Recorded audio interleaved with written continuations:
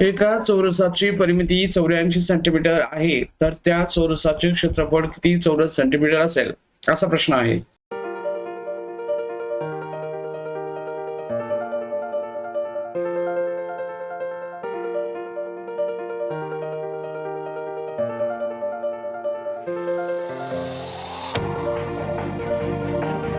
मग आपल्याला उत्तर काढायचंय.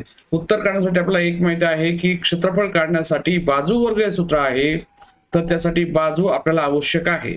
आणि बाजू जर उत्तर काढायचं असेल तर आधी आपल्याला चौरसाच्या परिमितीवरून त्याची बाजू काढावी लागेल. मग चौरसाची परिमिती म्हणजे काय, चारही बाजूंची बेरीज असते आणि चौरस याच्या चारही बाजू समान लांबीच्या असतात.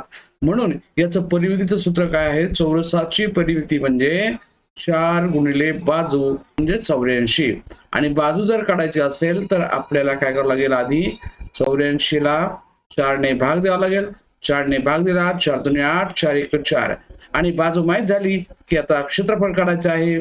आणि चौरसाचे क्षेत्रफळ म्हणजे याचं सूत्र आहे बाजू वर्ग, म्हणजे जी बाजू मिळालेली आहे तिचा वर्ग करायचा, हेच आपलं उत्तर असतं.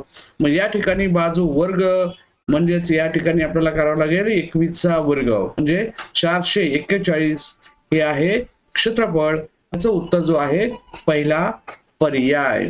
अशा प्रकारचा प्रश्न आहे, त्याचं उत्तर कमेंट्स मध्ये जरूर करा. व्हिडिओ आवडला असेल तर लाईक करा, शेअर करा, सबस्क्राईब करा.